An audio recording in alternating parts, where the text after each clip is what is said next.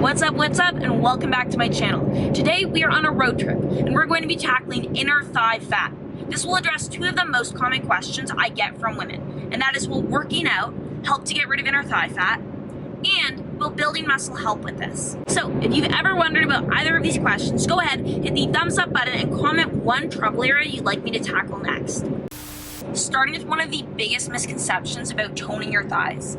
Weights are for building muscle and cardio is for losing fat. Wrong. Losing weight comes down to calories in versus calories out. Yes, cardio can help you burn more calories, but so can lifting weights, so can being more active in your everyday life. Like, cardio is not some magical unicorn tool that is just gonna tone up your body. In my experience, most women store fat in a pretty similar way. They gain weight on their lower bodies first, filling in that thigh gap area, which at this point, I think it's important to address the hip width factor. The more narrow your hips are, the quicker this area will be to fill in, and the less likely you'll be to have a thigh gap.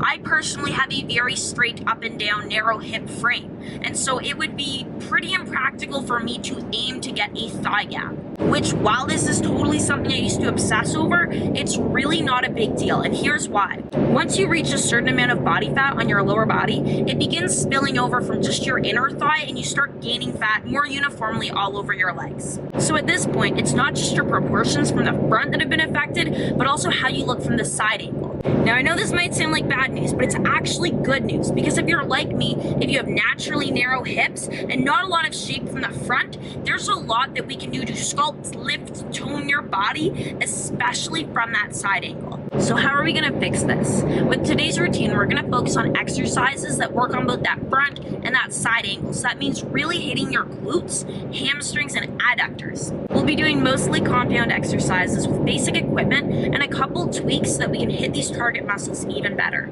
So the first change we're gonna make is we're gonna take a slightly wider foot position on any two-legged exercises we're doing.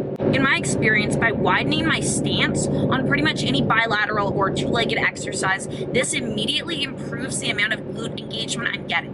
To back this up, I found two studies. One comparing different stance widths for squats, the other comparing sumo versus conventional stance for deadlifts. Both found greater glute activation with the wider stance variations.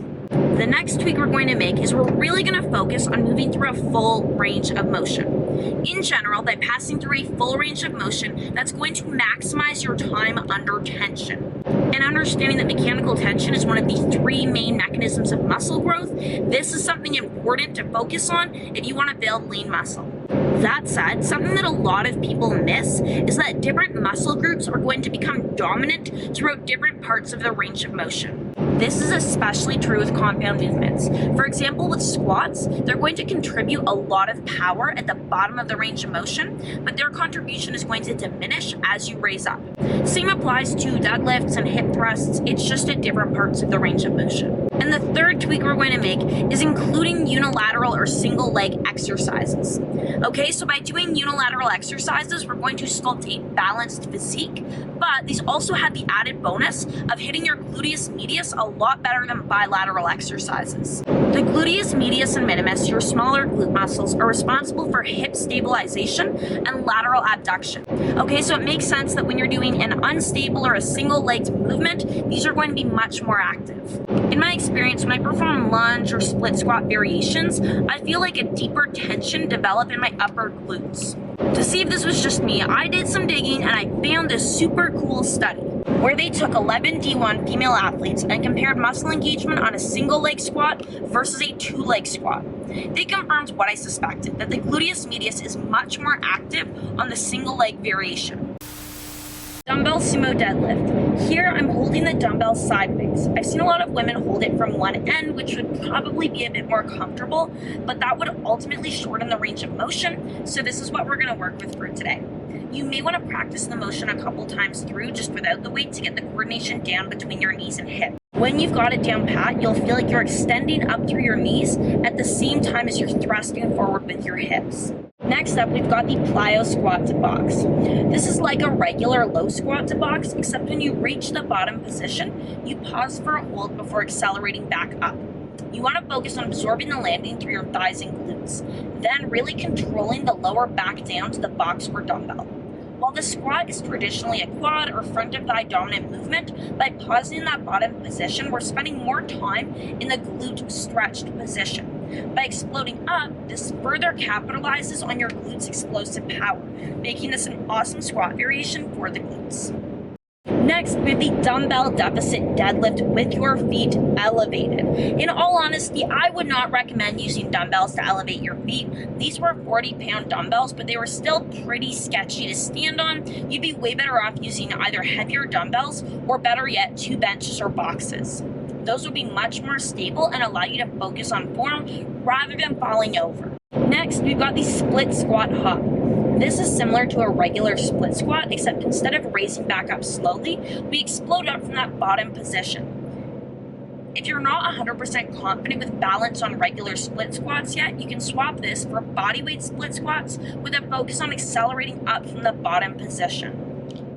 Next, we've got the dumbbell single leg deadlift. So, important to know, I would normally be using some sort of a balance or support for this exercise. Today, I just didn't because of where I was filming.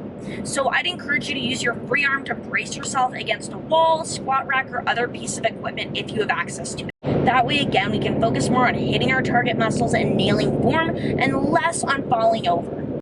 Next, we've got the jump lunge. So first things first, it is totally okay to trip or stumble for the first few tries. I find this exercise is all about coordination. So as you can see here, I extend my arms down when I jump up. By getting into a rhythm with my arms, I find it easier to focus on coordinating the rest. Now for our final superset. First up, we've got the exercise ball straight leg bridge. So this might look weird, but I really like this exercise for not only hitting the backs of my thighs, but also for hitting that awkward crease area between my butt and my thigh. Okay, so here I'm using my shoulder blades as a pivot point. My feet are positioned kind of at I'd say 10 o'clock and 2 o'clock on top of the ball. And I'm really working to balance the exercise ball, not let it swivel too much as I press up, and squeeze through the glutes and through that butt thigh crease as I press up. Finally, we've got the exercise ball glute bridge. Okay, so this is the exact same as a regular glute bridge. We've just elevated our feet on this exercise ball. Okay, so you can see that my heels are on the edge of the exercise ball. Again, my shoulders are acting as a pivot point, but I've got my arms by either side to help stabilize this movement a little bit. It's really, really tough to do if you don't have your arms by your sides helping to stabilize. So I'd recommend starting in this way. That's all for today. I hope you liked the simpler setup I used for this workout, and I hope you didn't mind too much my shaky footage. I know it's not ideal, but I am in the car today and I wanted to get this video out for you. So if you liked this video, if you found this helpful, hit the thumbs up button and comment one trouble area you'd like me to tackle next. I've got a super exciting project coming up and I'm so excited to start making more content around it for you guys. Okay, so thank you for watching and I will see you in the next video.